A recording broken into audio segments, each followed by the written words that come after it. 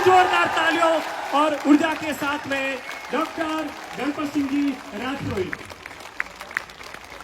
आपकी तालियां रुकनी नहीं चाहिए जब तक कि सर बोल नहीं देते, जब तक कि कोई संदेश नहीं दे देते।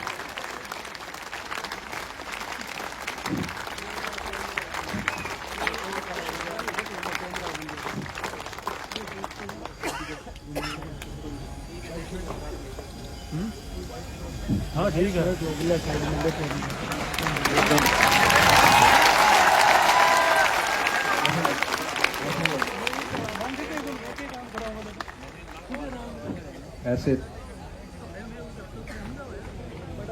वैसे YouTube पे भी आता हूँ तो शायद आवाज की दिक्कत रहती है ना, रहती है। नहीं तो कोई नहीं, वो दूसरे वाला माइक दे, वो दे।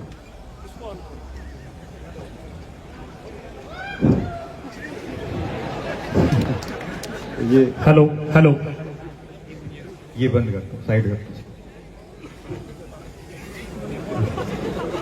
असल के बारी है।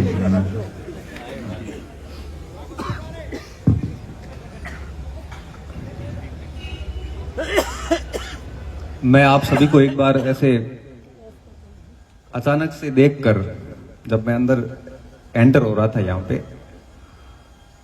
तो थोड़ा सा एकदम नर्वस सा हो गया था। फिर नर्वस होने के बाद में थोड़ा जब आगे बढ़ा तो उसके बाद मैंने फिर जान बचाने की बस जब कोशिश की तो अंदर के सारे हार्मोन वापस एक्टिव हुए और नर्वसनेस थोड़ी थोड़ी जाती रही। फिर जब मंच पे आया और आप सभी को देखा तो सच कहूं तो थोड़ा सा मैं भावुक हो गया। और फिर जब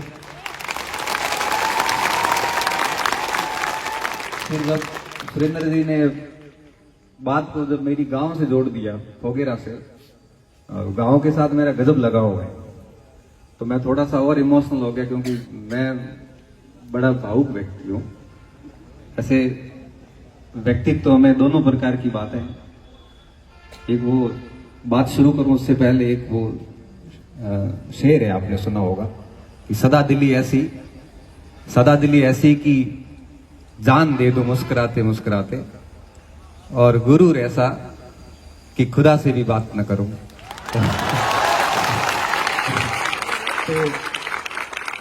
तो व्यक्ति को सिचुएशन के अनुसार दोनों रूप रखने पड़ते हैं। कभी कभी बच्चों के साथ बैठते हैं तो बच्चों जैसे होते हैं, और कभी कभार कोई बहुत बड़े लोग हो जाते हैं ना, बहुत बड़े का मतलब बहुत बड़े, तो फिर उनके साथ हमें बहुत बड़ा बनना पड़ जाता है कई बार। मैं सबसे पहले मां सरस्वती को वंदन करता हूं। सूरतगढ़ की इस पावन धरा पर आयोजित हो रहे ज्ञानोदय 3.0 1.0 यहीं पे हुआ था। पिछली बार अपन हॉल के अंदर थे, इस बार अपन हॉल के बाहर आ गए हैं। फिर भी स्पेस हमने सोचा था कि पिछली बार जगह छोटी थी, इस बार भी जगह तो हमने हमारे हिसाब से काफी ली थी, बट आप लोगों का प्रेम इतना है कि लोग अपनी भाषा में, अपने रूप से, अपनी व्याख्याओं से संज्ञा देंगे कि भीड़ है, लेकिन मेरे लिए ये भीड़ नहीं है, मेरे लिए ये प्रेम है, विश्वास है। और सर पूछ रहे थे कि बात की शुरुआत उस जवाब से करना, अभी तो मैंने शुरुआत की नहीं, उससे पहले ही वो जवाब दे देता हूं, फिर मैं भूल जाऊंगा कि आपको कैसे पता चलता है। सर, ये सब बच्चे मेरे अंदर बसते हैं और मैं इनमें बसता हूं, और ये जो सोचते हैं ना, ये जो सोचते हैं वो सेम सोच मेरी होती है, क्योंकि हमारी जहां से हमारा ग्रोइंग हुआ है, हम जिन परिस्थितियों से उठे हैं वो सेम परिस्थितियां रही है, तो मैं इनको समझ सकता हूं, ये मेरे को समझ सकते हैं। शायद यही कनेक्शन है कि आप बिना कहे ही कई बार कई चीजें ऐसी होती हैं कि आवश्यकताओं को पूरा कर देती हैं। तो ज्ञानोदय 3.0 के कार्यक्रम के इस मंच पर विराजमान हमारे वरिष्ठ साथी, अंग्रेजी के विषय विशेषज्ञ, बहुत शांत स्वभाव के धनी, और हमेशा विभिन्न प्रकार की लाइमलाइट से दूर रह के ग्राउंड पर काम करने वाले हमारे प्यारे गुरुनानी जी सर, मेरी कल ही सर से बात हुई, मैंने कहा सर आप भी बताना, क्योंकि मेरा थोड़ा बच्चों को देख के मैं हालांकि इतना बड़ा हुआ नहीं हूँ थोड़ा, तो क्या बता कई बार थोड़ा सा डाउन फील करने लग जाता हूँ। और आप साथ होते तो मुझे थोड़ा ठीक लगे, मैं यूँ भरोड़ रहे हो मारवाड़ी में कहते हैं ना कि यूँ भरोड़ रहे मारो थोड़ा। आपका बहुत धन्यवाद सर कि एक सिंगल कॉल पे आपने कहा ठीक है मैं उपस्थित रहूंगा। साथ में बैठे सुधीर जी और इसके साथ में पूरी टीम जो है हमारी एग्री हब जेट की जो बहुत कर्मठ टीम, साथ में हमारी जो बाड़मेर से हम लोग, क्योंकि कई बार संसाधन सीमित हो जाते हैं तो हमें हमारे लोग भी भेजने पड़ते हैं, हमारी टीम पूरी, इन सबको ही मैं शुक्रिया करूंगा। उससे पहले मेरे लिए इस पूरे कार्यक्रम का जो मेन केंद्र बिंदु है वो आप सभी है। बिना आपके ये हो ही नहीं सकता, कुछ भी नहीं हो सकता।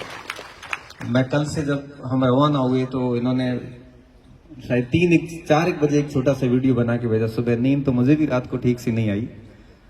वीडियो में मैंने इतनी कुर्सियां देखी, मैंने कहा ये नहीं भरी गई तो बड़ा बेइज्जती वाला मैटर है, क्योंकि लोग तो वो खाली वाला वीडियो बनाएंगे मेरे को टेंशन हुई, 3-4 बजे इन्होंने वो टेंशन दे दी। मैंने सुरेंद्र जी से बात की, मैंने कहा सुरेंद्र जी आपको क्या लग रहा है? सुरेंद्र जी अभी तो नींद आ रही है, बाद में देखते हैं सुरेंद्र जी ने कोई बहुत खास रिस्पांस दिया नहीं, तो मैंने सवाई जी से कहा सवाई हमारी पूरी, आप कॉर्नर पे खड़े हैं, पूरा काम मैनेज करने का जिम्मेदारी इनकी है।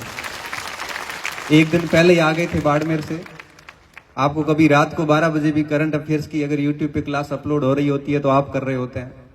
एप्लीकेशन पे हिस्ट्री की अगर रात को 2 बजे क्लास अपलोड हो रही है तो आप कर रहे होते हैं। आपके कोई भी कंफ्यूजन होते हैं एप्लीकेशन वगैरह पे, या फिर कोई भी फोन कॉल पे आप कई बार गाड़ियां भी निकाल देते हो तो ये सुन रहे होते हैं तो इनको पूछा, मैंने कहा आपको क्या लग रहा है? तो कि नहीं सर बहुत बढ़िया है और अच्छा रिस्पॉन्स है, बच्चे खूब आएंगे, आप कुर्सियां खाली नहीं रहेगी। मुझे बहुत डर था, सुबह 7-8 बजे तक मैं काफी नर्वस था। मैंने कहा होता क्या है कि देखो इतनी बड़ी व्यवस्थाएं हो और फिर इसमें अगर 200-400 बच्चे बैठे हुए हो तो फिर वो पूरा हॉल खाली सा लगता है। फिर हालांकि हम तो बात कह के चले जाएंगे, लेकिन वो क्या वीडियो बन जाते हैं ना, तो फिर क्या फिर उनको कौन झेलेगा? मेरे से तो क्या है कि काम इतने पड़े हैं कि वो झेलने का इतना समय नहीं मिलता। तो आप सभी पांडाल को देखकर मैं बहुत अभिभूत हूं आपके प्रेम से। मैं अपने आप को बहुत भाग्यशाली मानता हूं कि आपका मुझे प्रेम मिल रहा है। मुझे लगता है कि हमारे माता पिता के अच्छे कर्म रहे होंगे, हमारे पूर्व जन्मों के अच्छे कर्म रहे होंगे कि मुझे इस मात्रा में प्रेम मिल रहा है। इसको मैं, इस प्रेम से कभी ऋण नहीं हो सकता, ये ऋण मेरे से कभी नहीं उतरेगा, चाहे मैं कितनी वीडियो बना लूं, कितना भी काम कर लूं। यह अपने आप में अद्भुत है, अकल्पनीय है, मेरे लिए अविश्वसनीय है, अविस्मरणीय है, अद्वितीय है। मैं इसको कभी भी शब्द नहीं दे सकता।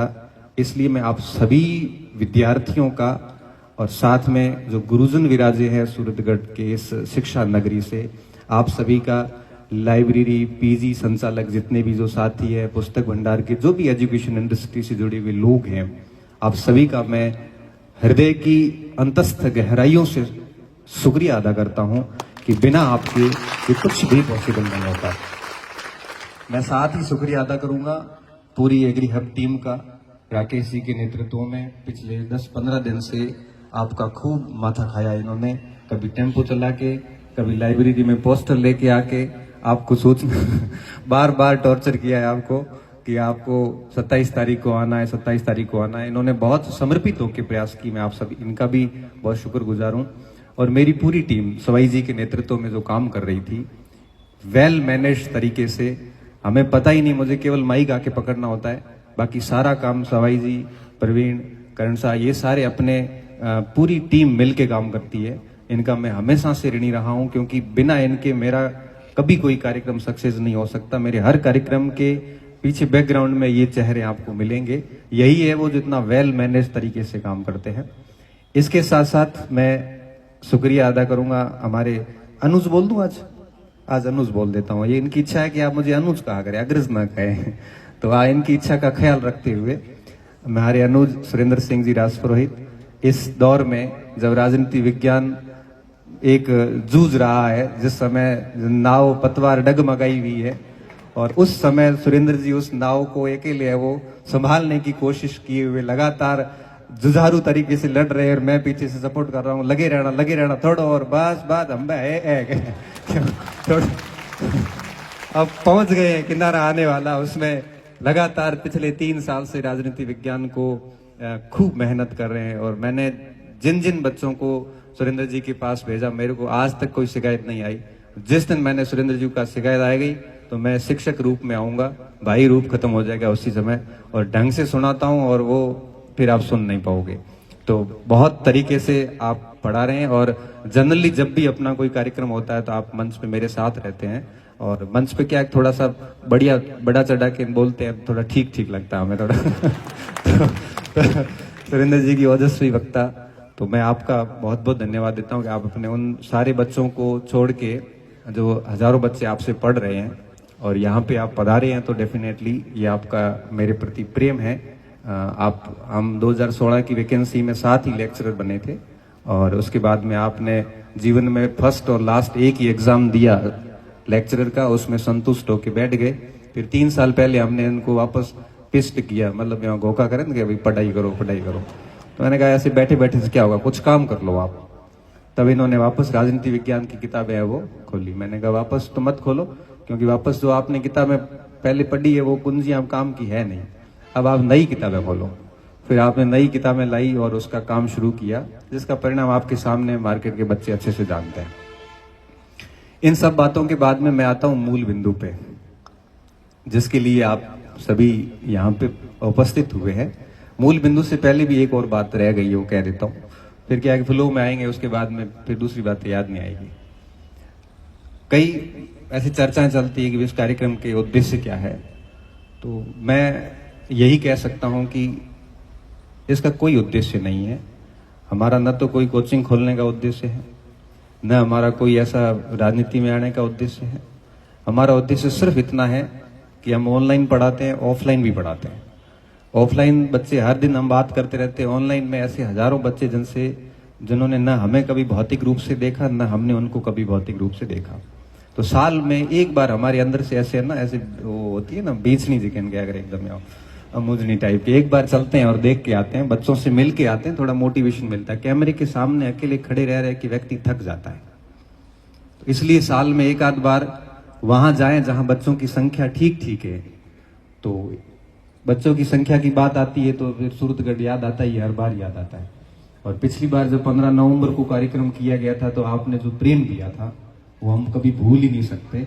अब आपने इस बार और उससे बढ़ा के प्रेम दे दिया, तो हम आगे भी नहीं भूलेंगे इसको तो कोई उद्देश्य नहीं है, सिर्फ इतना उद्देश्य है कि आपसे बात करना और आपसे एक प्रकार से मार्गदर्शन की बात करना। हमारा तो यूं है कि कोई बहुत लंबा सोच के चलते हैं, लेकिन रणनीतियां व्यक्तिगत लेवल पे काम करती है। मुझे मजरू सुल्तानपुरी की वो लाइन बड़ी याद आती है, और कई बार मैं बोलता भी हूं कि मैं तो अकेला ही चला था जानिबे मंजिल, आप जुड़ते गए, आप मिलते गए और कारवा बनता गया। मैं तो अकेला ही चला था, मैं तो मंजिल के अकेला ही चला था।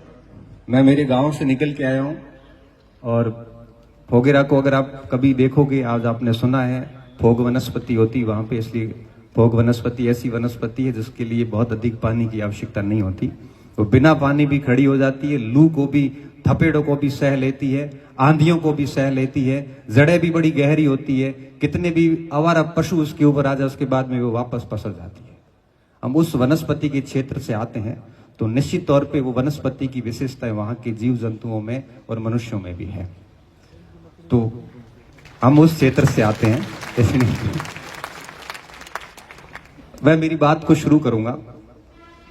आज हम इस विषय पे बात नहीं करेंगे कि पढ़ना कैसे है, पढ़ना क्या है। ये बातें आप खूब सुन चुके हो और आपको बहुत अच्छे से इन चीजों के बारे में पता भी है। पढ़ाई के अलावा भी कई सारी चीजें हैं जिनसे हम जूझ रहे होते हैं। कुर्सियां वगैरह पीछे होगी तो मुझे लगता है थोड़ा थक जाओगे बहुत। अच्छा, न्यू कुर्सियों से अरेंजमेंट किया है, ठीक है ठीक है, हाँ फिर ठीक है। क्योंकि कई बच्चों को डायरी भी शायद नहीं मिली होगी, नहीं मिली तो मैं आपके लिए क्या कर सकते हैं, हमने तो कितनी करवाई थी, 2025 करवाई थी, वो तो चली गई हाथों हाथ ही। अब वो थोड़ा सा आपको समय पे आना था। मैंने तो क्या, मेरे को एक डर और भी था।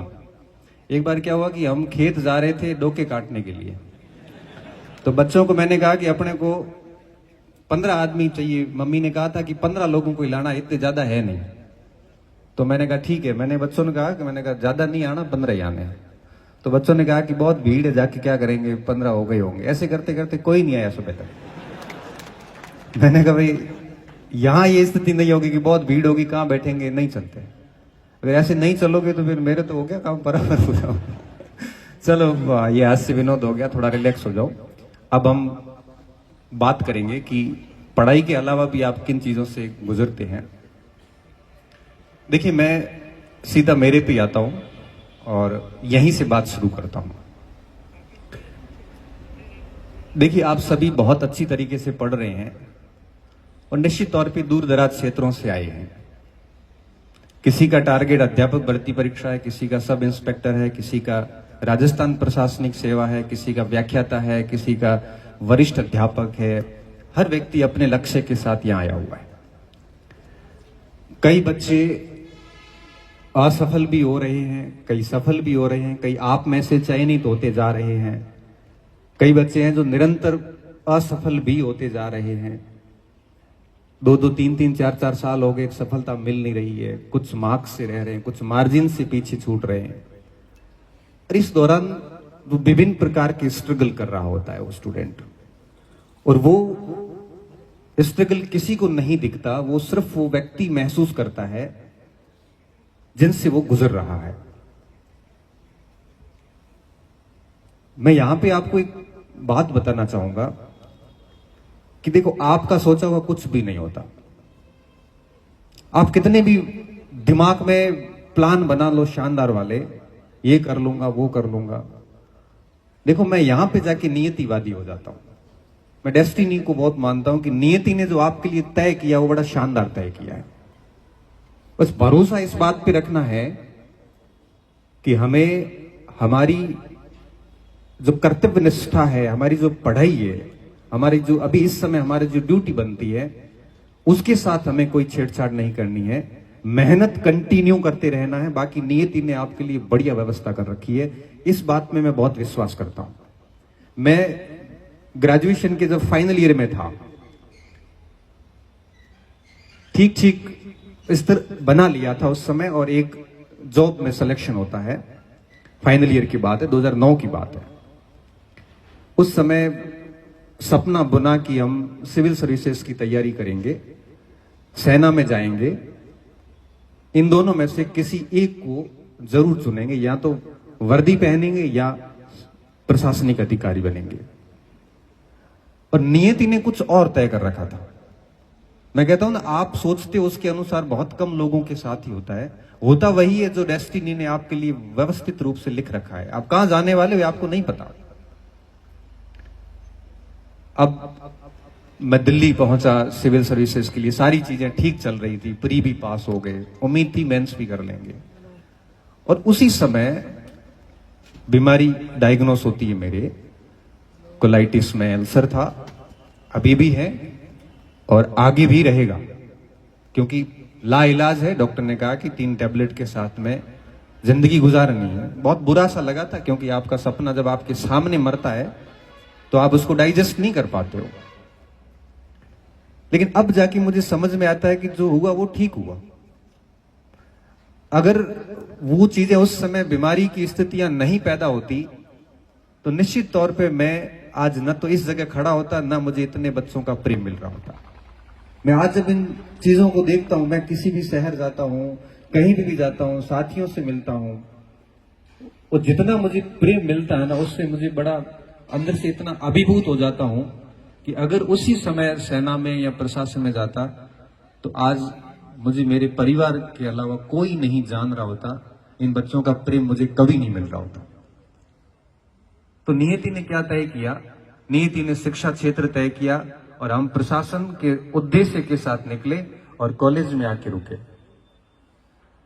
बात ये थी, इस पूरी बात में निष्कर्ष ये था कि पढ़ाई कभी नहीं छोड़ी, अपनी धुन में मेहनत करते रहे, फेल हुए, पास हुए, फेल भी हुए, पास भी हुए, और दुनिया में ऐसा कोई व्यक्ति नहीं है जो असफल नहीं होता।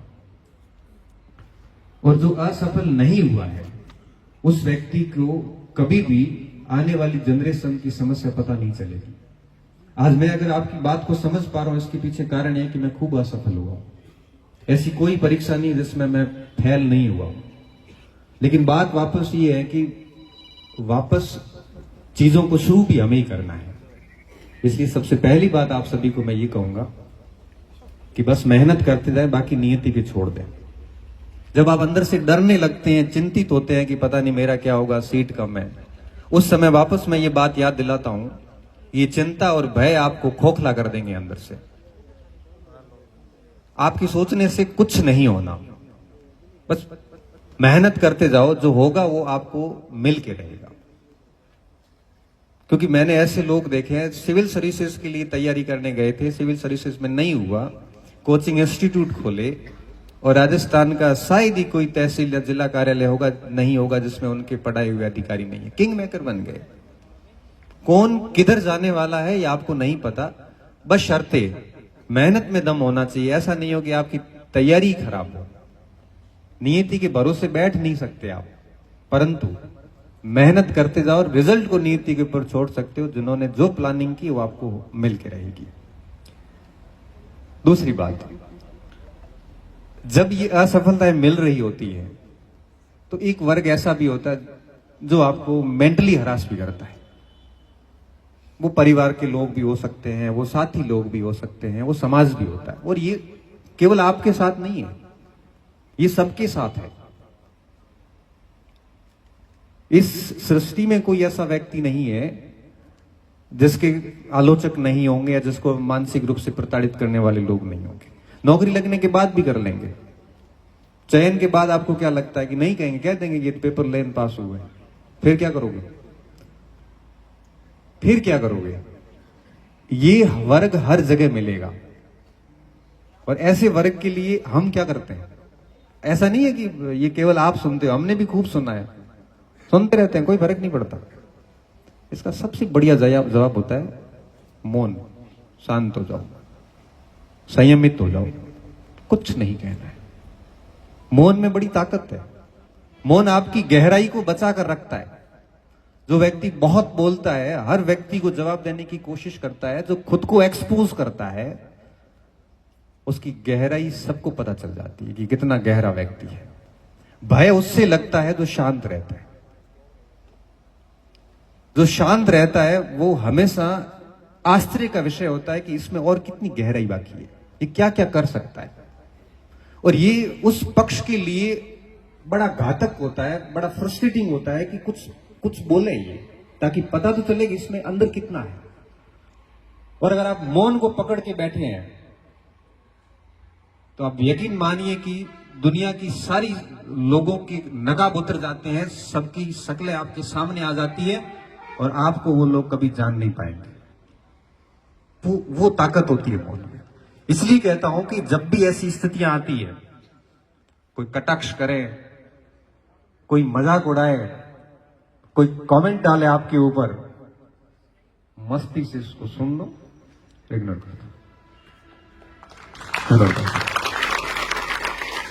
अगर आप उन बातों से प्रभावित होकर अपने काम प्रभावित कर रहे हैं, आपकी ऊर्जा अगर उन चीजों में नष्ट हो रही है, मतलब ये है कि जो लोग आपके खिलाफ है वो सफल हो रहे हैं और आप हार रहे हो।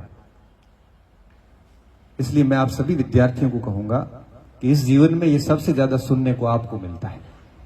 आपके पास छोटी नौकरी है तो बड़ी के लिए ताना मारा जाएगा, नहीं है तो नौकरी के लिए माना जाएगा। और ये चीजें कई बार मेरे पास बच्चों के मैसेजेस आते हैं ना कि सर मेरे को यह कह दिया, मेरे साथ वाले सेलेक्ट हो गए, मैं दुखी हूं। मैं दुखी क्यों है? भारी लाग जाएगा, दिन गति लाग जाए, मेहनत कर जा। और मेहनत ही नहीं करेगा तो कुछ नहीं होना। ऐसी स्थितियों से निकलने का सबसे बड़ा तरीका होता है शांत होना। तीसरा, जब हम इस स्थितियों से गुजर रहे होते हैं तो कई बार हम कई चीजों का ध्यान नहीं रखते। एक बात हमेशा याद रखना, आप किसी भी जगह जाते हो, आप बाद में पहुंचते हो, आपसे पहले आपका व्यक्तित्व तो पहुंच जाता है वहां पे। मैं तो 27 तारीख को आया हूं, लेकिन जब पता चला कि मेरा सेमिनार है सूरतगढ़ में, मेरा व्यक्तित्व तो उसी दिन यहां पे पहुंच गया था, उसी दिन पहुंच गया था। इसलिए व्यक्तित्व जो गति करता है ना, वो आपकी गति से बहुत गुना आगे गति करता है। मैं कहना चाह रहा हूं कि अपनी छवि, अपना व्यक्तित्व इतना बढ़िया बनाइए कि आपके जाने से पहले ही वहां पे माहौल बन जाए कि अच्छा व्यक्ति आने वाला है। और ये व्यक्तित्व की शुरुआत जो होती है ना, वो इस स्टेज से हो जाती है। उस पर काम करिए आप। और व्यक्तित्व बनाने के सिंपल तरीके होते हैं। सबसे बढ़िया तरीका क्या होता है? अच्छे लोगों के साथ रहो। आपके साथ जैसे लोग होंगे, आपकी पर्सनैलिटी वैसी होगी। किसी का भला कर सको तो करो, नहीं होता तो बुरा हमारे को नहीं करना। हमें विभिन्न प्रकार की बुरी आदतों से दूर रहना, हमें अच्छे लोगों के संपर्क में रहना। कोई गलत व्यक्ति साथ हो रहा है तो उससे थोड़ा दूर हो जाना। धीरे धीरे आपकी पर्सनैलिटी बनती है। और वो व्यक्तित्व जो होता है ना, अब मैं अगर हाथ खड़े करके पूछ लूं ना सर, तो इसमें मेरे से पढ़ने वाले बच्चों की संख्या कम होगी। निश्चित तौर पे 10-20% होंगे जिन्होंने कोई न कोई, किसी ने इकोनॉमिक्स पढ़ी होगी, या किसी ने ज्योग्राफी पढ़ी होगी, या किसी ने इतिहास पढ़ा होगा। बाकी सारे बच्चे इसलिए आएंगे कुछ सीख के आएंगे या कुछ बात सुन के आएंगे। और जो व्यक्ति जो बोलता वैसा ही जैसा उसका व्यक्तित्व होता है। और व्यक्तित्व अलग है और मैं बोलूंगा अलग, तो आप मेरी बात पे कभी भरोसा नहीं करोगे। मैं खुद चोर हूं और आपको कहूं कि ईमानदारी से मेहनत करोगे तो नौकरी लग जाएगी, तो आप मन में कहोगे मानो हैंग ठा है। मंच में मैं बैठा था 2-1 साल पहले, एक किसी कार्यक्रम में गया था, तो हमारे साथ में एक मंच पे हमारे साथी बैठे थे। बड़ा शानदार भाषण दिया। मैं बड़ा अभिभूत हुआ, मेहनत से कैसे नौकरी लगती है। और कुछ समय पहले एसओजी ने गिरफ्तार किया, तो एक बच्चे ने मुझे न्यूज कटिंग भेजी कि सर ये वही है जिस दिन मैंने आपको कहा था कि इस आदमी के साथ दोबारा मत बैठना सर। आपकी वचन वही होने चाहिए जैसे आप सच में हो, तभी जाके लोग भरोसा करते हैं।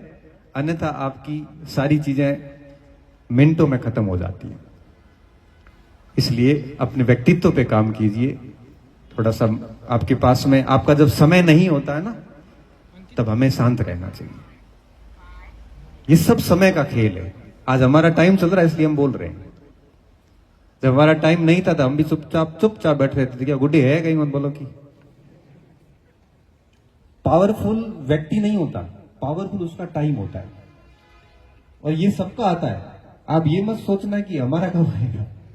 आएगा, समय सबका आता है और निश्चित तौर पे आता है। इसलिए टाइम बहुत पावरफुल है।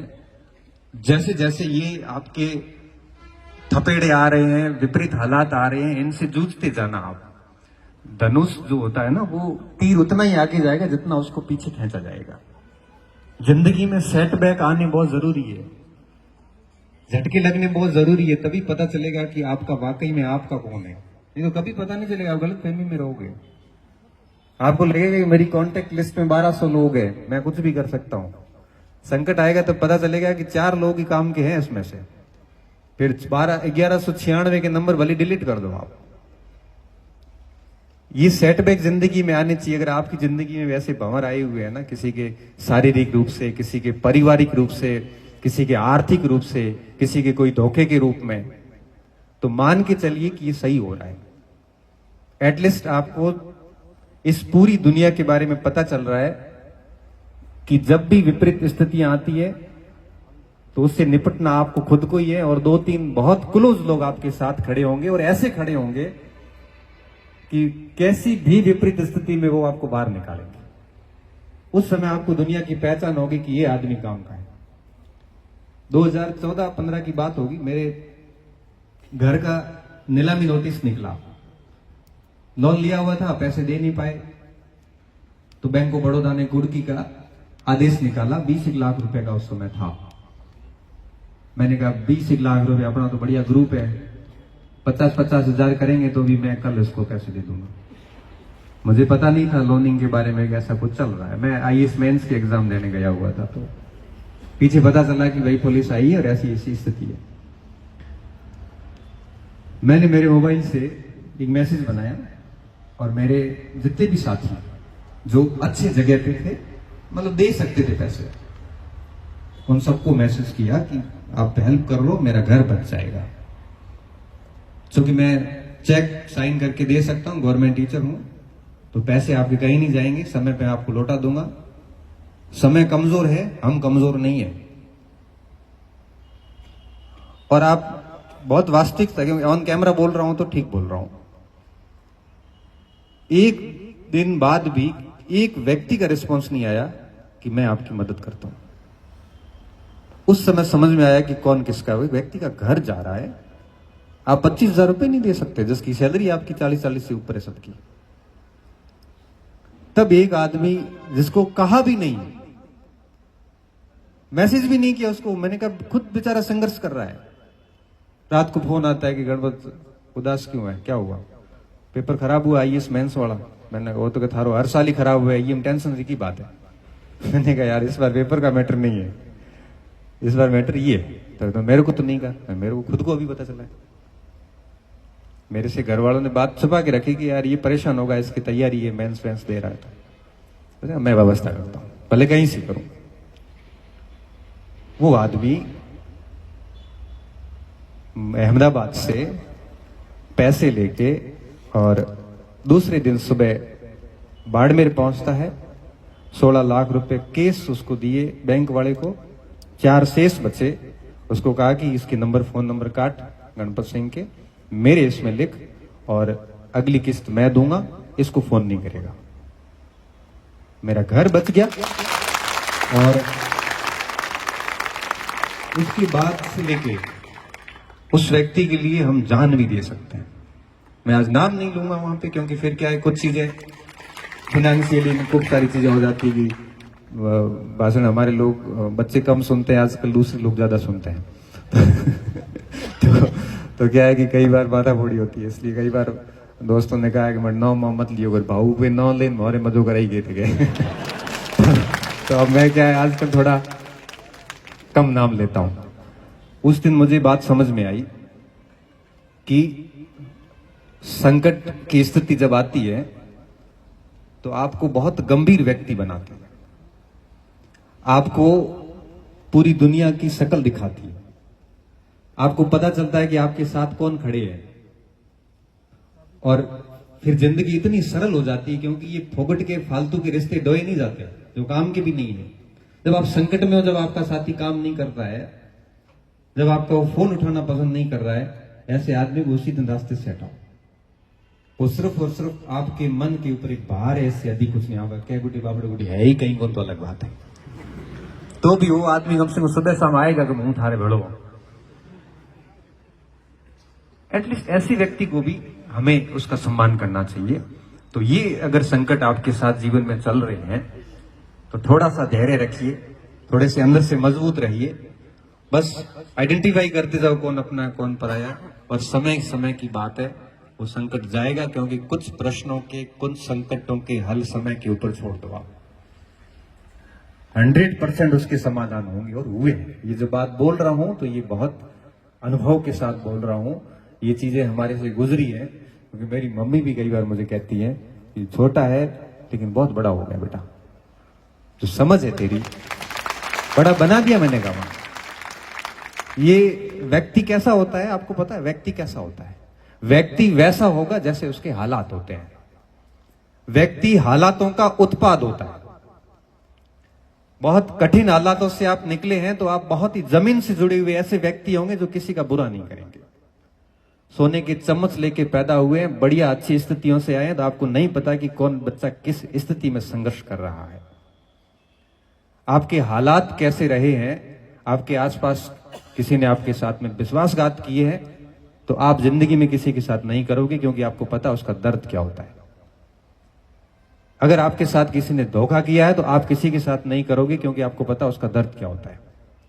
इसलिए कहते हैं कि ये जितने भी हालात होते हैं ना, वो आपको बनाते हैं, उसको स्वीकार कीजिए। आप अगर बुरे हालात है तो बहुत अच्छा व्यक्ति बनाते हैं। और कहते हैं ना, आपको जो भी महान नजर आता है वो महान है नहीं, बस उसने संघर्षों को झेला है। संघर्षों को झेलते झेलते वो इतना स्किल्ड हो गया है कि उसमें हर परेशानी से निकलने की कला है उसमें। उसको पता है कि किन चीजों से बाहर निकलना है, कैसे बाहर निकलना है, इसलिए वो आपको ठीक लग रहा है। तो इसलिए जब भी कभी ऐसी स्थितियां उत्पन्न होती हैं तो आप उसको एक्सेप्ट कीजिए कि ये कहीं ना कहीं आपके व्यक्तित्व को बढ़िया करेगी, ये आपके व्यक्तित्व को कमजोर नहीं करेगी। वो कहते हैं ना कि मेहनत से उठा हूं, मेहनत का दर्द जानता हूं, और आसमान से ज्यादा जमीन की कद्र जानता हूं। छोटे से बड़ा बनना आसान नहीं होता, छोटे से बड़ा बनना आसान नहीं होता। जीवन में कितना जरूरी है सब्र जानता हूं। मेहनत बढ़ी तो किस्मत भी बढ़ चली, मेहनत बढ़ी तो किस्मत भी बढ़ चली, और छालों में छिकी लकीरों का असर जानता हूं। छालों में छिपी लकीरों का असर जानता हूं। पौधा था, नरम था, तो आंधियों को झेल गया। मगरूर दरख्तों के हालात जानता हूं। जो मगरूर दरख्त होते हैं, ऐसे पौधे जिनमें बहुत गुरूर होता है, उनके हालात जानता हूं। बेवक्त, बेवजह, बेशुमार मुस्कुरा देता हूं। आधे दुश्मनों को तो यूं ही हरा देता हूं। बहुत कुछ पाया, बहुत कुछ पाया, परंतु अपना कुछ नहीं माना, क्योंकि एक दिन सब राख में मिल जाना है, यह मैं जानता हूं। तो जितनी मेहनत होगी उतनी ये चीजें मजबूती से आगे बढ़ेगी। इसलिए अपने आप को कभी भी किसी भी जगह कमजोर महसूस मत करना। कमजोर समय हो सकता है, व्यक्ति नहीं होता। कभी भी किसी भी मोड़ पे आपको अगर ये लगे ना कि मैं पिछड़े क्षेत्र से आता हूं, या मेरी शिक्षा दीक्षा है वो राजकीय विद्यालयों में भी है, मेरे परसेंटेज अच्छे नहीं है, मैं ग्रामीण क्षेत्र से आता हूं, मेरा पारिवारिक बैकग्राउंड एजुकेशन का नहीं है, तो मेरी नौकरी कैसे लगेगी। अगर ऐसे विचार कभी मस्तिष्क में आते हैं तो एक पल के लिए हम जैसे लोगों को याद करना कि ये सारी बातें हम में थी। मैं भी गांव से निकला, गवर्नमेंट एजुकेशन हासिल करी है। 6ठी कक्षा में हमारे पहली बार अंग्रेजी आई थी। GS राजपुरी लिखते थे, GANPAT लिखना नहीं आता था। घर में कोई मैट्रिक पास नहीं था, पहला मैट्रिक 10वीं पास मैं हूं। फिर आप आगे पूरा आंकड़ा लगा सकते हो कि पहला 12वीं पास भी होगा, पहला डॉक्टरेट PhD किया हुआ भी होगा, पहला ही प्रोफेसर था, सब पहला ही था। कोई विशिष्ट मार्गदर्शन नहीं, बड़ा परिवार, घर में कोई इनकम के बहुत बड़े सोर्स नहीं थे। हालांकि मैं मेरे माँ बाप को आज भी सबसे अमीर मानता हूं, क्योंकि उन्होंने मेरी जरूरतों को कभी भी ये कह के मैं इनकार पूरा करने से इनकार नहीं किया कि पैसे नहीं है। उन्होंने भले घी बेच के लाए हो, उन्होंने भले फसल बेच के लेके आए हो, उन्होंने 2000 मांगे तो 2100 रुपए दिए। मैं मेरे माता पिता को कभी गरीब नहीं कहता, वो हमेशा अमीर थे मेरे लिए और आज भी वो अमीर है। मैं चाहता हूं कि आज भी मेरी अगर गाड़ी लेके मैं कहीं निकलूं तो मेरी माँ अगर जब मेरे हाथ में 100 रुपए देती है संभाल के कि खर्ची रहा दिख रहा है, ले थारे 500 रुपया, उस 500 की होड़ ये हमारे 5 लाख नहीं करते। उस 500 को समेट के पर्स में रखता हूं कि मां ने दिए हैं। फिर पापा कहते हैं बेटा चाहिए तो पैसे और पड़े हैं। मैं मानता हूं कि कितने हम भाग्यशाली लोग हैं कि माँ बाप का प्रेम मिलता है और ये 500-200 रुपए की खर्ची मिलती है। ये वो व्यक्ति महसूस कर सकता है इसका दर्द, जिनको माता पिता का ऐसा महसूस नहीं हो पाता, क्योंकि कईयों ने बचपन में खो दिए। वो लोग इस दर्द को समझ सकते हैं। अभी अपने पास है तो अपने को इनका पता नहीं चल रहा है। कई बार मैं किसी मंचों पे सुनता हूं कि मेरे माँ बाप गरीब थे। अरे भाई, आपको आईपी लेनी है, पब्लिसिटी लेनी है, तो माँ बाप को क्यों गरीब बता रहे हो? वो माँ बाप जब सुनेंगे वो वीडियोस तो क्या सोचेंगे कि मन गरीब बता दी। बताओ मैं ये की कमी पूरी नहीं की जो ये मेरे को गरीब कह रहा है। कई वीडियोस में मैंने सुना। एक बार तो मैं एक मंच पे बैठा था, एक आरएस अधिकारी ऐसा बोला, तो मेरा जब वापस भाषण में नंबर आया तो मैंने कहा कि मैडम मैं आपसे पूर्ण रूप से असहमत हूं। अगर वो गरीब होते तो आप यहाँ नहीं होती, किसी खेत के अंदर पोटे उठा रही होती, किसी गाय के और भैंस के। आप अगर अधिकारी बनी है ना तो उसी माँ बाप के कारण बनी। वो अमीर है, उनको गरीब मत ठहराओ कृपया करके। भविष्य में इस तरह से कुछ मत बोलना, मेरी गलती होगी। मंच पे ही मैंने बोल दिया। उसी दिन बहुत बड़ा कार्यक्रम था, 700-800 लोग बैठे थे, मेरे से डाइजेस्ट नहीं हुआ। तो आप कभी भी इन चीजों को ऐसे महसूस मत करना कि आप पिछड़े क्षेत्रों से आते हैं। देखो, आपकी अपनी संस्कृति है, आपकी अपनी भाषा है, उस पर गर्व करिए और अपने आप को कभी भी इस तरह से कमजोर महसूस मत करवाना। किस बात की कमजोरी? आप भी तो पूर्ण मानव हैं। बस थोड़ी सी चीजें हैं वो हमें ध्यान रखनी होती हैं। बस फर्क आप में और मेरे में थोड़ा यहां पे फर्क आ जाता है। अगर फर्क आ रहा है तो आप उसको दूर करना। मैं कुछ बातें बोलूंगा यहां पे। जब हम 12वीं करके कॉलेज में प्रवेश किए, कॉलेज में हमने बहुत अच्छे साथी रखे थे। बस दिमाग में एक ही बात थी कि जीवन में नौकरी लगे ना लगे, लेकिन रहेंगे हमेशा अच्छे व्यक्ति, किसी का बुरा नहीं करेंगे, अच्छे ग्रुप में रहेंगे। जॉब में हो गए तो बढ़िया बात, नहीं तो कोई न कोई प्राइवेट जॉब करेंगे। कोचिंग में पढ़ाना शुरू कर दिया 2011-12 से। कोई बढ़िया काम कर लेंगे, लेकिन कोई ऐसा बुरा काम नहीं करेंगे जिससे कि माता पिता और गुरुजनों को नीचा देखना पड़े।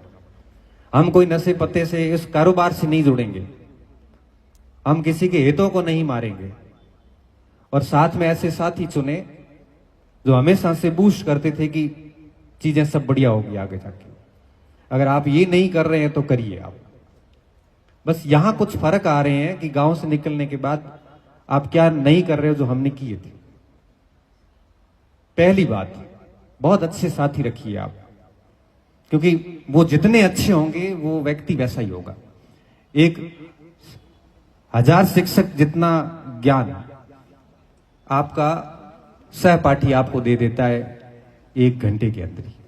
हम कितने भी मोटिवेशनल लेक्चर दे दे, पास वाले ने ये कह दिया ये किताब मंगाई हुआ है। मतलब हम 10 दिन से कह रहे हैं कि ये किताब खूब है, और दोस्त ने बोल दिया मैं कह रहा हूं। जब हम ऑफलाइन में पढ़ाते हैं, किसी टॉपिक को समझाने में हमें घंटा भर लग जाता है, बच्चे की समझ में नहीं आता, पास वाला उसको कहता है उसको ऐसे नहीं, ऐसे कर रहे उधर आ जाएगा। एक स्टूडेंट के ऊपर सबसे अधिक प्रभाव पड़ता है उसके साथियों का। वो कैसे होंगे उस पर डिपेंड होगा कि आप कैसे होंगे। अगर साथ में कोई नशेड़ी रख लिया तो धीरे धीरे आप भी उस स्थिति में जाना शुरू करोगे। रात को हम लूणकंड सर से आ रहे थे, तो हमारे एक मित्र है, वाइस प्रिंसिपल है, तो हमें होटल पे रोका, सुरेंद्र जी, मैं, कर्ण साथ है। तो उन्होंने कहा कि चाय, मैंने कहा नहीं मैं तो ब्लैक टी पीता हूँ। तो सुरेंद्र जी को चाय, सुरेंद्र मैं भी ब्लैक टी। हमारे साथी कर्ण सिंह को कहा आप, मैं ब्लैक कॉफी। दूध, हम दूध सबने छोड़ दिया है।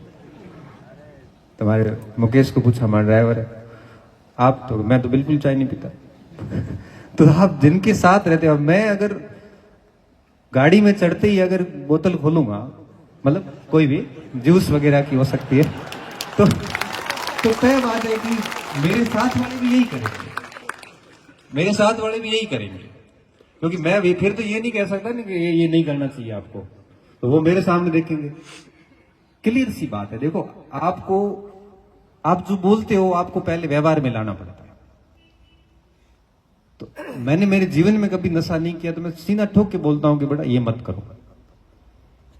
अब जो बात हम, इसलिए मैंने कहा ना, व्यक्तित्व की जो बात की थी, पर्सनैलिटी ऐसी बनाओ कि आप जो बोल रहे हो वो आप कम से कम अपने व्यवहार में भी लाओ, तब तो कुछ बात होती है। नहीं तो क्या होता है कि फिर आपकी कोई वो वैल्यू जो है वो नहीं रहती, उन शब्दों की कोई वैल्यू नहीं रहती। तो जीवन में ये सब चीजें चलती रहती है। देखो, पढ़ाई के अलावा बहुत कुछ चीजें मैटर करती है, सब कुछ पढ़ाई नहीं है। पढ़ने के साथ साथ आप अपना जीवन निर्माण पे भी ध्यान दीजिए। तो सबसे बड़ी बात ये थी कि अच्छे साथी रखिए। दूसरी बात, जब हम वापस, मैंने कहा ना, बाड़मेर आए, तो हमने वापस, मेरे को कई बार स्टूडेंट कहते सर पढ़ाई में बहुत एवरेज थे, 10वीं में 49 थे, 12वीं में 61 थे, फिर ये सब चीजें हुई कैसे? अंग्रेजी आती नहीं, गणित आती नहीं, कहीं पेपर वेपर तो नहीं लाया कहीं? मैंने कहा पेपर तो मिला ही नहीं, पैसे नहीं थे, नहीं तो क्या बता वो भी हो जाता। वो कोई बड़ी बात थोड़ी है, वे 2 साल तक पहले तक लाते ही थे, और अभी पता चल रहा है कि कौन कौन लेके गया। और मैंने तो मेरे फेसबुक पे पोस्ट करना ही छोड़ दिया। मेरे एक मित्र है, उनका मैसेज आया कि गुरु आपकी स्ट्राइक रेट 100% है। मैंने क्या हुआ? क्योंकि 6 लोगों की पोस्ट की है, 6 ही अब एसओजी के पास है। मैंने कहा मैं भविष्य में किसी भी बच्चा सफल होके आएगा तो 2-3 साल तक पोस्ट नहीं करूंगा, क्योंकि आजकल किसी के कोई भरोसा नहीं, कौन क्या करके आया, अपने को थोड़ी पता चलता है कि शक्ल पे थोड़ी लिखा हुआ है कि ये ऐसे आया हुआ है। लेकिन सफलता के लिए अब मुझे जब ये बच्चे पूछते हैं कि सब चीजें हुई कैसे, तो मैं सिर्फ 3 चीजें बोलता हूं। पहली बात, मेरे साथी। आज सारे के सारे, कोई भारत सरकार में अधिकारी है, कोई राजस्थान सरकार में अधिकारी है, सबसे नीचे से नीचे कोई रैंक पे है तो स्कूल लेक्चरर है। अब आप समझ सकते हो कि बाकी कहां गए होंगे। सब बढ़िया बढ़िया जगह है, कोई अब एडिशनल कमिश्नर है, कोई कमांडेंट है, कोई आर्मी में कर्नल तक चले गए, कोई है वो आईएएस बन गए, कोई आईआरटीएस में हुए, कोई आईआरएस बन गए, कोई एसटी बन गए, कोई आरपीएस बन गए, सारे अच्छी अच्छी जगह पे सेट है। अब आप जब ऐसे लोगों के साथ रहते हैं, आपको भी अंदर से छोटा मोटा आईएएस नजर आने लग जाता है, क्योंकि वो भी उसकी बातें भी फिर ऐसी होती है कि इस बार प्री निकाल लेंगे, अगली बार मेंस कर देंगे। क्यों? उसी ग्रुप में बैठा है। अब आप ऐसे व्यक्ति के साथ बैठे हैं जिसका लक्ष्य 4th ग्रेड और उससे ऊपर है ही नहीं, तो आपके दिमाग में भी यही बात आएगी 4th ग्रेड, 3rd ग्रेड, वापस 4th ग्रेड कब आ रही है, जबकि आप में बहुत क्षमता है। आप अपने आप को अंडर एस्टिमेट कर रहे हैं। सही कह रहा हूं आपको। होता क्या है कि जब आपके साथ में कौन लोग रह रहे हैं, ये बहुत मैटर करता है। साथ में रहने वाला अगर आपको बढ़िया तैयारी कर रहा है तो आप उससे प्रेरित होकर आप भी करोगे, उस चीजों का प्रभाव पड़ता है। दूसरी बात जो मैं कह रहा था कि ये परिवर्तन कैसे आए। दूसरी बात, जब कॉलेज की दुनिया में हम प्रवेश किए और जब पढ़ाई शुरू करी, देखो मैंने तो ना कभी जिंदगी में कोचिंग करी। उस समय का दौर ऐसा था कि इतना कोचिंग इंडस्ट्री थी भी नहीं, ना लाइब्रेरी व्यवस्थाएं थी, ना टेस्ट सीरीज व्यवस्थाएं थी। जो करना था सेल्फ ही करना था। आज की स्थितियां अलग, पूरी स्थितियां बदल गई है। लेकिन मैं आपको बात बताऊं कि कॉलेज के जो 3 साल थे, उन 3 सालों में हमने खूब पढ़ाई की थी। हमने कभी हमारा समय खराब नहीं किया। 7-8 घंटे पढ़ना है मतलब पढ़ना है। आज भी मेरी जो नियमितता है वो आज भी बनी हुई है। अब पहले खुद के लिए पढ़ता था और अब बच्चों के लिए पढ़ता हूं। ऐसा कोई दिन नहीं जाता कि मैं 4-5 घंटे नहीं पढ़ता। और आज आप सब में सबसे बड़ी जो कमी होती है वो होती है नियमितता की। आप 2 महीने, 4 महीने, 5 महीने लगातार नहीं पढ़ पा रहे हो। लगातार पढ़ने का मतलब ये नहीं है कि आप 30 दिन पढ़ते जाओ। मैं कहता हूं 5 दिन पढ़ लो, 1 दिन भली रेस्ट कर लो, टेस्ट देके आ जाओ, 1 दिन आप घूमने फिरने भी जा सकते हो। महीने भर में कम से कम 20-25 दिन तो आपकी बढ़िया पढ़ाई होनी चाहिए। ये नियमितता हमारे में थी। मुझे अच्छे से याद है कि हम गर्मियों की छुट्टियों में भी घर नहीं जाते थे। रघुनाथ जाने ही नहीं देता था। कहां जाना है, पढ़ाई कर, नौकरी लागी तो हो रही न, घरे जाए तो कोई मैण है कि करी गए। तो घर जाके आपको कोई टॉन्टिंग करेगा, जाके क्या करेगा। आज की स्थिति यह है कि हमारे में नियमितता नहीं है। तो कृपया करके आप जिस भी परीक्षा की तैयारी कर रहे हैं लगातार करते जाइए। दूसरा, आज के स्टूडेंट और हमारे में क्या फर्क था, हमारा शेड्यूल बहुत फिक्स था। सुबह पढ़ना, दिन में शाम को खेलने जाना, पूरी व्यवस्थाएं थी। आज की स्थिति क्या है कि हम शेड्यूल पे, अगर शेड्यूल बना भी लिया है ना दिमाग से, शेड्यूल दिमाग से बनाना पड़ता है। आप कॉपी पे बनाते हो, कॉपी पे बना हुआ शेड्यूल कभी आज दिन तक किसी का लागू नहीं हो पाया है। जो पीछे के पेज पे लिखते हो ना 6 बजे उठना और वो 6:30 बजे तक ये करना, 8:30 बजे तक इतिहास पढ़नी। क्यों? 8:30 पे अगर आपका पैराग्राफ आधा रखा हुआ तो आधा ही छोड़ दोगे। शेड्यूल ऐसे नहीं बनते, वो प्लानिंग दिमाग में बनती है। अगर वो चीजें नहीं की है तो आप कम से कम अपने आप को शेड्यूल्ड करिए बढ़िया। तीसरी बात, जो भी मटेरियल लाते हो एटलीस्ट इतना होना चाहिए कि वो मटेरियल आपको याद तो है, तब आप दूसरा लेके आइए। आपके पास पहले से बहुत किताबें पढ़ी, वो तो आपने ठीक से पढ़ी नहीं, वो आपको याद नहीं है, और किसी और साथी ने कह दिया कि ये काम की नहीं है, अब आप 2 किताबें और लेके आ गए। तो किताब लाने की एक शर्त डाल दो कि पहले वाली जब ठीक याद होगी तभी हम दूसरी किताब में हाथ डालेंगे, अन्यथा हम दूसरी किताब नहीं लाएंगे। हम लाइब्रेरी बना देते हैं, लाइब्रेरी के अंदर लाइब्रेरी बनी हुई है, हर कंपार्टमेंट के अंदर किताबों का थोक लगा हुआ। अब हमें समझ में नहीं आ रहा कि इसमें पढ़ना क्या है छोड़ना क्या है। उलझिए मत, जितना उलझोगे उतना आप पीछे रहोगे। सरल रखिए, लिमिटेड कंटेंट रखिए, और नियम बनाइए कि किताब को पहली पेज से लेके लास्ट पेज तक पढ़ेंगे उसको। बीच में आधी किताब छोड़ के नई किताब लाने के अगर ये काम करोगे ना तो आगे 5 साल और बेरोजगारी चलती रहेगी।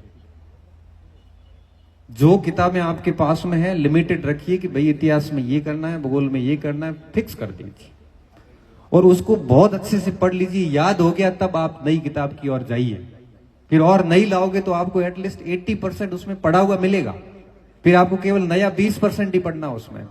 फिर अगर आप तीसरी किताब लाओगे तो उसमें आपको 5% ही नया मिलता है और 3 बार रिवीजन हो जाता है। तो किताब आप नई तब लेके आओ जब आपके पास में जो विद्यमान पुस्तक है उसको आपने बढ़िया से पढ़ लिया है। ये हमारी स्ट्रेटजी रहती थी। मेरे पास भारत के भूगोल की 12-15 किताबें होंगी, लेकिन पहले एक किताब लाया था, उसको पढ़ा, फिर जब यूपीएससी का पेपर देके आए उसमें से 10 सवाल नहीं मिले, तब दूसरी किताब लेके आए, उसमें से देखा तो इसमें थोड़ा एडवांस है। ऐसे करते करते चीजें किताबें बढ़ती जाती थी, लेकिन कम से कम ये तो था कि पुराने वाली पढ़ी हुई है। अगर आप अभी भी ये स्थितियां कर रहे हैं तो आप उसमें सुधार कीजिए। देखो, आप यहां पे आए हैं तो मुझे लगता है कि कुछ चीजें सीख के जानी चाहिए आपको। नई किताब तभी लेके आए जब आप पुरानी किताबों को याद करते हो। चौथी गलती हम क्या करते हैं, हम अभ्यास नहीं करते और रिवीजन नहीं करते।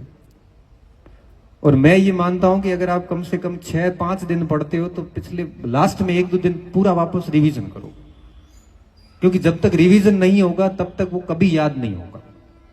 आप अगर किताब को 20 बार पढ़ लोगे ना तब भी वो किताब आपको रिजल्ट नहीं दे पाएगी अगर आप उसको नियमित रूप से रिवाइज नहीं कर रहे हो तो। हम किताबों को रिवीजन करेंगे कहां से? हम एक के बाद एक किताबें लगातार लेके आ रहे हैं, तो पुरानी किताब के अंदर क्या लिखा था वो भी हमें पता नहीं है। हम क्यों उलझे हैं इतने सारे? अब जब आप रिवीजन सही कर नहीं रहे हैं, किताब को पूरा पढ़ नहीं रहे हैं, नई पे नई किताब लेके आ रहे हैं, तो प्रैक्टिस भी नहीं हो रही है। प्रैक्टिस हो नहीं रही है, रिवीजन हो नहीं रहा है, किताबें और उलझ गए। एक मोबाइल होता है ना, तो मोबाइल के अंदर बैटरी जल्दी कब रिसती है? जब उसके पीछे बहुत सारे एप्लीकेशंस खुले होते हैं। और आपके साथ क्या हो रखा है कि आप तैयारी कर रहे हैं, आपने जो जो टारगेट प्लानिंग कर रखी है कि इतने तक ये सिलेबस पढ़ना था, ये करना था, वो सारे अधूरे पड़े हैं। अब उनके अंदर आप सोच में पड़े हुए उनको कैसे करें? और दिक्कत क्या आती है कि जब पुरानी प्लानिंग पूरी नहीं होती है तो आदमी अंदर से फ्रस्ट्रेट होता है, अंदर से उसको बड़ा दुख सा होता है और वो चुपचाप पड़ा रहता है, उसको कुछ भी करने की इच्छा नहीं होती, ओवर थिंकिंग करता है, टेंशन में जाता है और स्ट्रेस वगैरह ये सब चीजें होने शुरू हो जाती है। इसलिए इन छोटी छोटी चीजों का ध्यान रखो। देखो, आप में और मेरे में कोई फर्क नहीं है और मेरे से अच्छा दिमाग आपका होगा, मैं ये भी मानता हूं, लेकिन पढ़ने के जो तौर तरीके थे हमारे, मुझे लगता है कि थोड़े ठीक थे, इस वजह से हम ठीक जगह चले गए। एक बार मैंने लाइब्रेरी का छोटा सा वीडियो बनाया था। मेरे लाइब्रेरी में 1000 किताबें होगी, लेकिन उन किताबों में मैंने उस वीडियो में एक बहुत अच्छी चीज बोली थी कि मैंने कहा जो नौकरी लगाई थी ना, वो एक यही अलमारी थी जिसमें 10 किताबें थी। नौकरियां सारी इसमें लगी, बाकी किताबें सब बाद में लाई गई है, बाकी सारी किताबें बाद में लाई गई है। और जो है, एक बार सुरेंद्र जी मेरे साथ रूम में थे, मेरी लाइब्रेरी रूम में, मैंने इनको डीडी बसु की किताब दिखाई 2005 की, जब मैं सेकंड ईयर में नहीं था, फर्स्ट ईयर में था। डीडी बसु की किताब के अंदर 3 बार अंडरलाइन किए हुए। सुरेंद्र जी देखो, मैंने ये 2005 में पढ़ी है और 2006 में मैंने ओपी गाबा की पढ़ी है, विचारकों की किताब। ये उस समय की बात है जब हम कॉलेज में थे। तो किसी भी किताब को अगर आप लाते हो तो एटलीस्ट पूरा पढ़ो, उसको याद करो, उसके बाद आपको लगता है कि अब इस किताब का काम हो गया पक्का, फिर अभ्यास करके फिर आप किसी नए स्रोत पे जा सकते हैं। फिर नए स्रोत पे जाओगे तो आपको 10-20% एक्स्ट्रा मिलेगा, ज्यादा नहीं मिलेगा। और इस पूरी यात्रा में, कंपटीशन की इस पूरी यात्रा में जितना अकेला रह के काम करोगे, जितना एकांत में काम करोगे, उतना आपको फायदा होगा। जितना मार्केटिंग करोगे, जितना प्रचार करोगे, जितना माहौल बनाओगे, जितना थड़ियों पे बैठ बैठ के ग्रुपिंग करोगे, कभी नौकरी नहीं लगेगी। बहुत कड़वा सच्चाई है। सिलेक्शन वो बच्चे लेके निकलते हैं जिनको कोई जानता ही नहीं है। पास में रहने वाले की नौकरी लगती, नौकरी के बाद पता चलता है कि ये हमारे पास रहता था। उसने कभी माहौल नहीं बनाया, उसके पास में 4-5 किताबें थी, रट के उसने ऐसी सेट करी बढ़िया, परीक्षा आई, 1-2 साल में अपनी कहानी खत्म करके निकल गया वहां से। जितना ज्यादा आप चर्चाओं का विषय रहोगे, जितना ज्यादा आप माहौल बना के रखोगे, जितना ज्यादा आप ग्रुपिंग करोगे, जितनी ज्यादा आप अपनायत दिखाओगे, ये चीजें राजनीति में काम करती, एजुकेशन में काम नहीं करती। और मुझे बड़ा दुख होता है जब मैं ये सब चीजें बहुत नजदीक से देखता हूं कि हम किन परिस्थितियों से घर छोड़ के यहां पे आए हैं, और यहां आके हमें गायब हो जाना चाहिए था, और यहां आके तो हमने मंच पे आ गए। मतलब हम 10-15 का ग्रुप बना दिया यहां पे, तो फिर इससे अच्छा तो घर ही चले जाते, ढाणी में बढ़िया नीम के नीचे एक अच्छा सा झोंपा बना के पढ़ लेते। इससे तो बढ़िया वो था। फिर हम यहां पे आए क्यों है? टेस्ट सीरीज ज्वाइन करिए लेकिन टेस्ट नहीं दे रहे हैं, तो फिर टेस्ट ज्वाइन क्यों की थी? आप सोचना आज घर जाके कि बेसिक गलतियां कौन कर रहा है, आप खुद कर रहे हो या सिस्टम की गलतियां? जब तक गलतियां रहेगी तब तक चयन नहीं होते, और आपकी गलतियां आपको पता नहीं चल पाएगी लेकिन आपके दोस्त को जरूर पता चलेगी। क्योंकि एक व्यक्ति की गलतियां खुद को कभी नहीं दिखती, दुनिया को दिखती हैं, और दोस्त उस दुनिया में होता है तो वो आपको पहचानता है कि ये गलतियां कर रहा है। इसलिए इन चीजों का ध्यान रखें। अगर आप इन चीजों का ध्यान रखते हैं तो आप किस भी क्षेत्र से आते हैं, किस भी पृष्ठभूमि से आते हैं, 2-3 साल में आप बहुत अच्छी जगह चले जाएंगे। अगर आप कंटिन्यूसली गलतियां करते रहोगे, आप सुधार ही नहीं रहे हो खुद को,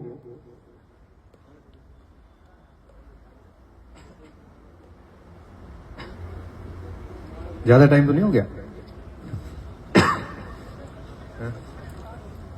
बैठ दो। अतलू याद करे, बाड़ू नाला याद करे। तो जो कमियां मैंने अभी जो बोली, मुझे लगता है कि विद्यार्थियों के लिए इनको ठीक करने की बहुत ज्यादा जरूरत है। क्योंकि आजकल आप कितने कमजोर हो गए हो कि छोटी सी कोई बात होती है तो आप डामाडोल हो जाते हो। फिर मेरे को उसने ये कह दिया ना, अब मैं तो मर जाऊंगा, मर जाऊंगा, तो वैसे भी काम का नहीं। तो छोटी छोटी बात पे आप अगर इतने बड़े रिएक्ट करते हो, व्यक्ति को कभी भी प्रतिक्रियावादी नहीं होना चाहिए। प्रतिक्रियावादी समझते हो? रिएक्शन देना ही नहीं चाहिए। किसी ने कह दिया कि थारे सिलेक्शन वही कौन, अब नहीं कोई भूख मरो कौन, बस हो गया काम। क्यों जवाब देना पलट कर? बशीर बद्र साहब कहते हैं ना कि मुखालफत से मेरी शख्सियत संवरती है, मैं दुश्मनों का बड़ा एहतराम करता हूं। जो इस तरह से करने वाले लोग हैं, उनसे मेरे व्यक्तित्व में निखार आता है, तो मैं दुश्मनों को बड़ा शुक्रिया अदा करता हूं। एक मेरे साथी थे, आरएस की ट्रेनिंग में थे, बहुत पुरानी बात है, 2011-12 की बात है।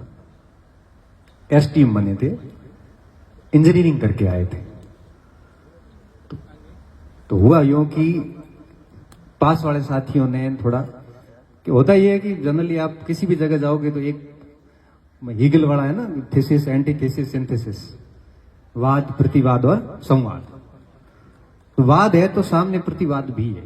भले आप आरपीएस बन के आरपीए ट्रेनिंग में जाओगे, वहां पे भी आपके सामने एक एंटीथेसिस तो आएगा।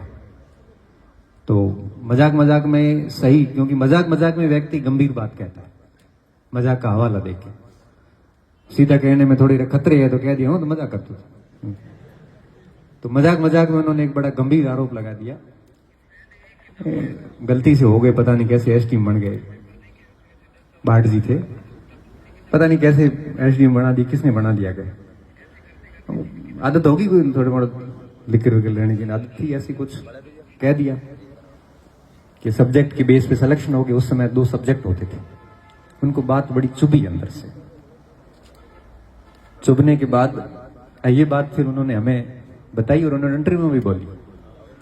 चुभने के बाद उन्होंने कहा कि ठीक है भाई ऐसा ही है तो विषय चेंज करता हूं और अब आईएएस में अलग विषय के साथ दूंगा। आरएस के 2 विषय छोड़ दिए, आईएएस का फॉर्म डाला, तैयारी शुरू थी, पहले कर रहे होंगे। सब्जेक्ट दोनों ही चेंज किए इंजीनियरिंग के लिए।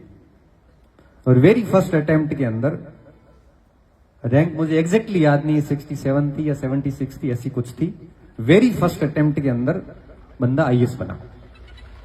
आईएएस बनने के बाद में पत्रकार है, वो ट्रेनिंग अभी एसटीएम की पूरी हुई नहीं थी, उससे पहले ही उसका सिविल सर्विसेज सिलेक्शन हो गया। अभी वो आईएएस है। अब कैडर नाम लूंगा तो उनको पता चल जाएगा। तो पत्रकारों ने पूछा कि भाई पत्रकार आ जाते जनरली, पहले तो, आजकल तो खूब बनते हैं, पहले तो कम सिलेक्शन होते थे। ये आप अपनी सफलता का श्रेय वगैरह, तो सफलता का श्रेय साथियों को ही दूंगा। मैं तो मेरे चुपचाप खा पी के बैठा था, मौज कर रहा था, तभी किसी ने ये कह दिया, हमारा तो खटकी बात है। और बात खटक जाती है, मैंने ईगो पी लिया उसको और फिर मैंने सारे मौज मस्तियां छोड़ दी, वापस मैं ढंग से पढ़ा, नंबर आ गया। बाकी इस सफलता में मेरे माता पिता, मेरे गुरुजनों का बहुत बड़ा योगदान है नहीं। ये सफलता सिर्फ मेरे इन साथियों की वजह से आई है जिन्होंने ये कुछ ऐसी चीजें हुई और मेरा वो सिलेक्शन हो गया। तो कई बार क्या होता है कि आपको निखारने में आपके ऐसे साथियों का बहुत बड़ा रोल होता है, तो उनको हमेशा अपने आसपास रखिए ताकि पता चलता जाएगा कि आप में क्या कमी है या क्या हो सकती है भविष्य में। तो इस तरह से कभी भी रिएक्ट, प्रतिक्रियावादी नहीं करना चाहिए। तो मैं कह रहा था हम इतने कमजोर हो गए हैं कि छोटी छोटी बात को हम दिल पे ले लेते हैं। थोड़ा सा गहरा व्यक्तित्व बनिए, अपना व्यक्तित्व थोड़ा गंभीर बनाइए कि हर कोई आपकी हैसियत का, हर कोई आपकी गहराई का अंदाजा नहीं लगाए। हर व्यक्ति आपकी गहराई का अगर अंदाजा लगा पा रहा है ना, इसका मतलब ये है कि आपको कोई सीरियस नहीं लेगा भाई, सीधी सीधी बात है। जीवन में सीरियस वही व्यक्ति लिए जाते हैं जिनके व्यक्तित्व तो बड़े गहरे हैं, बहुत रिजर्व रहे हुए हैं, पता नहीं कि और इसमें कितने तीर पड़े हैं, इनके तुणीर में कितने रखे हुए शेष हैं। तो बहुत मेहनत कीजिए और कोशिशें कभी भी व्यर्थ नहीं जाती। ये हम उन रास्तों से गुजरे हैं तो हमें पता है। अभी आपको लग रहा होगा कि नौकरी मुश्किल है, पता नहीं कैसे होगा। जिस दिन लगेगी उस दिन आपको लगेगा कि इतना मुश्किल कुछ था नहीं। वो पंक्तियां है ना कि कोशिश कर हल निकलेगा, आज नहीं तो कल निकलेगा। अर्जुन के तीर सा सद, मरुस्थल से भी जल निकलेगा। तो अर्जुन से तीर सा सदना तो पड़ेगा ना मरुस्थल से जल निकालने के लिए। खाद डाल, पानी दे, बंजर भूमि से भी फल निकलेगा। हिम्मत रख, आग जला के रख, फौलाद का भी बल निकलेगा। कोशिश कर, हल निकलेगा, आज नहीं तो कल निकलेगा। उम्मीदें जिंदा रख, उम्मीदें जिंदा रख, मेहनत कर, गरल के सागर से भी गंगा जल निकलेगा। गरल यानी जहर, गरल के सागर से भी गंगा जल निकलेगा। बैठना मत, काम करता जा, मेहनत करता जा, हिम्मत जुटाता जा। आज जो ठहरा ठहरा है, कल वो चल निकलेगा, कल वो चल निकलेगा। तो इस समय निश्चित तौर पे आप सभी संघर्ष की स्थिति में हैं। खूब मेहनत कीजिए, अपने व्यक्तित्व पे काम कीजिए, थोड़े से गहरे व्यक्तित्व बनिए, बहुत अधिक बोलने की आदत को थोड़ा कम कीजिए। कुछ लोगों के सामने अधिक बोलिए, कुछ लोगों के सामने, क्योंकि आज की स्थिति ये है कि आप कहीं पर भी बैठ के कुछ भी बोलोगे, उसको बहुत जूम करके 10 जगह पहुंचाया जाएगा। भरोसेमंद लोगों की कमी आ गई है। इसलिए अपनी जुबान पे नियंत्रण रखो, कम से कम बोलो, क्योंकि ये चीजें भी आजकल जरूरी हो गई है। आप क्या बोलते हो, कहीं बैठे हो बातें कर रहे हो, फिर वो बात तीसरी जगह पहुंचाई जाती है, फिर उसको फोन आता है, थारे टेंशन में 10 दिन पड़ाई गई। तो बेटा उल्टा उल्टा लकड़ का तीर क्यों लेना, शांत रहो, बिल्कुल शांत। ये काम करने थोड़ी आए यहाँ पे सूरतगढ़ में, वो यहाँ कहो वे बंदा यहाँ कहो देख ली तो की देख ली भाई। आप इन चीजों में भी फंसे हैं। ये चीजें आपको दिख नहीं रही है, मुझे दिखती है। इसलिए हमेशा ध्यान रखें, जुबान पे नियंत्रण रखें, हर जगह नहीं बोले, हर जगह अपनी व्यथा मत बताओ। समाधान नहीं है उनके पास में, उनके पास केवल उड़ाने के लिए मजाक है। जाने के बाद वापस आप मुड़ोगे नहीं, उससे जस्ट पीछे शुरू हो जाएंगे। कितने भोले लोगों की किसके सामने समस्या बता के आया है, तो खुद समाधान करो ना। ऐसी कौन सी समस्या जिसका समाधान आपके पास नहीं है, और नहीं हो रहा है समाधान तो शांत हो जाओ, समय के साथ अपने आप हो जाएगा। कुछ चीजों का इलाज टाइम करता है, आप नहीं कर सकते तो यहां रहो आराम से, सुबह से शाम पढ़ाई करो, अच्छा शेड्यूल रखो, अपने व्यक्तित्व पे काम करो, थोड़े गहरे व्यक्तित्व बनो। हर जगह जाके ऐसे खुल के फूट के मत आओ, नहीं तो क्या आपकी कोई वैल्यू नहीं होगी। बहुत अधिक बोलने वालों की वैल्यू नहीं होती। बोलिए उपयुक्त मंच पे, उपयुक्त स्थान पे और उपयुक्त जगह पे, उपयुक्त लोगों के सामने बात रखिए। मैं कॉलेज जाता हूं, मेरे अगर स्टाफ को आप किसी को जानते हो तो पूछना, आपको यूं लग रहा होगा कि मैं बातूनी व्यक्ति हूं, खूब बातें कर रहा हूं। विद्यालय महाविद्यालय परिसर में फर्स्ट ईयर की जब क्लास होती है उसको आप छोड़ दो, बाकी मैं किसी से कोई बात नहीं करता।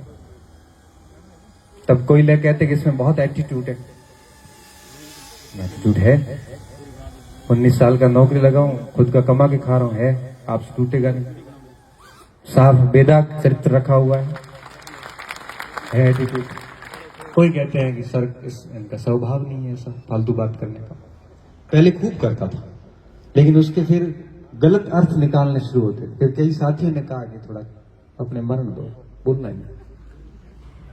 क्योंकि मेरा स्वभाव ऐसा है कि मैं कहीं पे भी ध्यान नहीं रखता कि कौन बैठे और क्या बोल रहा हूं, मैं सारा ही पर्दा खोल देता हूं सीधा सीधा। फिर कई बार सुरेंद्र जी भी कहते हैं अरे कंट्रोल कंट्रोल, युवराज जी कहते हैं गणपति जी थोड़ा ध्यान रखना चाहिए। फिर मेरे को कोई कहता है तो मेरे को बुरा लगता है, मैं लिख लेता हूं, तो वो कहते हैं अब इसको कुछ कहना ही नहीं। अब मैं समझ गया इन चीजों को कि नहीं बोलना, अपने को उचित जगह पे ही बोलना है। वो उचित जगह कौन सी है कि आपको भी समझ में आ जाएगा। इसलिए यहां बैठे हो आराम से, खूब मेहनत करिए। इस प्रकार की पंचायतियों से, इस प्रकार की ग्रुपिंग से दूर रहना कोई किसी का है नहीं। समय चला जाता है, बातें याद रह जाती हैं, आपकी बातें स्टेटमेंट रिकॉर्ड होते हैं सारे, और फिर वो घूम घूम के वापस सामने आएंगे। इससे अच्छा है कि हमारे को जितनी खामोशी के साथ काम करोगे, जितना मौन के साथ आगे बढ़ोगे, जितना समस्याओं का समाधान स्वयं से करोगे, उतना ही आपका व्यक्तित्व बहुत अच्छा सा होता जाएगा। बाकी वैसाखियों के सहारे रहोगे, दूसरों के सहारे, किसी की नैया पार नहीं होगी। और बाकी सफलता के बाद में सब लोग आपसे वैसे ही जुड़ जाएंगे। और अगर आप चाहते हो कि सब अपने हैं, ये हैं, तो एक बार फेल होने के बाद या कोई छोटा मोटा काम किसी को बता के देखना, आपको पता चल जाएगा कि कौन आपका कौन पराया है। इसलिए आपका निर्माण और आपका पतन दोनों आपके हाथ में है। आपका समाधान भी आपको ही करना है, आपको अपनी प्रोग्रेस भी आपको स्वयं को करनी है। इसमें कोई आपकी मदद करने वाला नहीं है। हम लोग सिर्फ मार्ग दिखा सकते हैं, चलने वाले आप खुद हो। तो खूब मेहनत करिए। मुझे तो यूं लगता है कि हमें बाकी चीजों पे ध्यान कभी देना ही नहीं चाहिए। बस जीवन में टारगेट ले लीजिए कि अब 2 या 3 साल है मेरे पास में, और इन 3 सालों में मैं पूर्ण रूप से अपना जो 100% होता है वो मैं दे दूंगा। मेरी तरफ से मैं कहीं कमी नहीं रखूंगा। और जो जो चीजें एक विद्यार्थी के लिए जरूरी होती, जैसे मैंने आपको कहा, चाहे स्टडी मटेरियल की बात हो वगैरह, इन सारे नियमों को ध्यान में रखते हुए मैं पढ़ लूंगा तो दिक्कत वाली बात नहीं आएगी।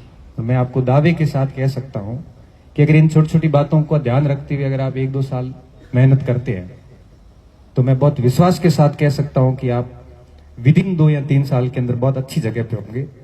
और मां सरस्वती कभी अपना ऋण नहीं रखती। ये बात केवल बोलने के लिए नहीं है, ये बात केवल बोलने के लिए नहीं है, ये बात सच में सिद्ध होती है। और सिद्ध होने के बाद बच्चे आके कहते हैं सर ये बात आपकी बहुत सही थी। क्योंकि ऐसी हवा में हम बात नहीं करते। आप अपने आप को पढ़ पढ़ के जिस स्तर का बनाओगे उस स्तर पर आप देर सवेर 1 साल 2 साल बाद डेफिनेटली जाओगे। तो अपने आप को बनाने पे फोकस कीजिए, क्योंकि जितना अपने को बनाओगे ना उतनी उस जगह पे आप स्वतः ही चले जाओगे। अगर आप अपने आप को अच्छे से नहीं तैयार करोगे, क्योंकि केवल पढ़ना ही सब कुछ नहीं है ना, आदतें भी अच्छी होनी चाहिए, आपकी प्रवृत्तियां अच्छी होनी चाहिए, स्वभाव भी अच्छा होना जरूरी है। क्योंकि केवल नौकरी लगना ही सफलता थोड़ी है। और नौकरी तो नहीं भी लगते हैं तो वो और अच्छी जिंदगी जीते हैं आपसे। मैं और बताऊं नौकरी करने वालों से, नौकरी में तो और भी गुलामी रहती है, सुबह से शाम तक अधिकारी का डंडा भी रहता है। और हम यहाँ भाषण दे रहे हैं, अब भी नोटिस आएगा 1-2 के कोचिंग कैसे पढ़ाया आएगा, मुझे पता है क्यों, क्योंकि वो उसमें बहुत सारी गुलामियां हैं, बहुत सारी जकड़न है। तो नौकरी कोई बहुत बड़ी जीवन की सफलता जैसा कुछ भी नहीं है। इसको कभी भी दिमाग पे भार के रूप में मत लेना।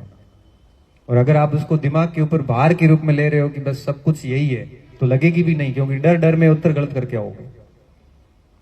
और ये सारा माहौल सेट किया जाता है कि परीक्षा नहीं पास हुए तो ये हो जाएगा, कुछ भी नहीं होगा। परीक्षा है, परीक्षा के हिसाब से लो, उसको बहुत ज्यादा सीरियस लेने की आवश्यकता नहीं है, बहुत ज्यादा डरने की आवश्यकता नहीं। हाँ, मेहनत करते जाओ और जो बहुत सारी सहूलियतें हैं आपको पास में, जो सुविधाएं हैं, उन सुविधाओं का अच्छे से उपयोग करोगे तो ज्यादा बेहतर रहेगा। क्योंकि कई बार क्या होता है कि सहूलियतें आपको अपाहिज बना देती है। अगर सहूलियतें आपको अपाहिज बना रही है तो छोड़ दो। अगर रास्ते आपको